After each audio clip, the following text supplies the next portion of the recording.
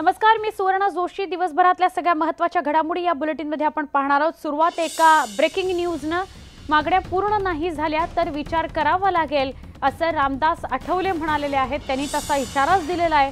आघाडीसाठी अन्य पर्यायांचा विचार करावा लागेल असंही रामदास आठवले म्हणालेत। आम्ही मोदींना सतत साथ दिलेली आहे, पण आम्हाला त्यांनी सोडलं। शिवसेना सतत विरोधात बोलली, त्यांना सोबत घेतलं असं रामदास आठवले म्हणतायत। युती करताना आम्हाला विचारात सुद्धा घेतलं गेलं नाही अशी सल आठवलेंनी बोलून दाखवली आहे। हे चांगलं राजकारण नक्कीच नाही असंही रामदास आठवले म्हणाले।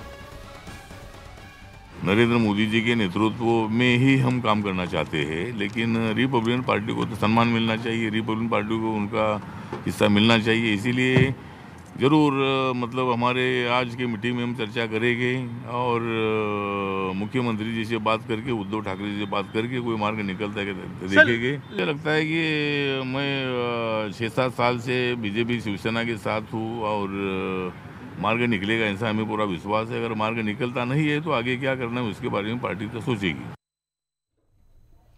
घटक पक्ष नाराज नाहीत, आमचं त्यांच्याशी बोलणं झालेलं आहे असं स्पष्टीकरण कालच मुख्यमंत्र्यांनी दिलं। ऐकूयात मुख्यमंत्री काय म्हणाले। की आम्ही विधानसभेत वेगळे झालो, लोकसभा आम्ही महायुती म्हणून लढलो होतो आणि त्याही वेळी आम्ही 26-22 चा आमचा फॉर्म्युला होता।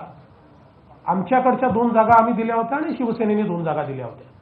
त्यामुळे त्याही वेळेस मित्रपक्षांकरता लोकसभेत वेगळ्या जागा ठेवल्या नव्हत्या। आवश्यकतेनुसार आमच्याकडनं आम्ही त्या जागा दिल्या होत्या। आताही लोकसभा असो विधानसभा असो आमचे मित्रपक्ष आमच्या सोबतच राहतील आणि त्यांची योग्य काळजी आम्ही निश्चित घेऊ। आमचे प्रतिनिधी अमन सय्यद यांच्याशी आपण बोलणार आहोत। अमन, रामदास आठवले जी ने जो कहा है, नाराज दिख रहे हैं कुछ?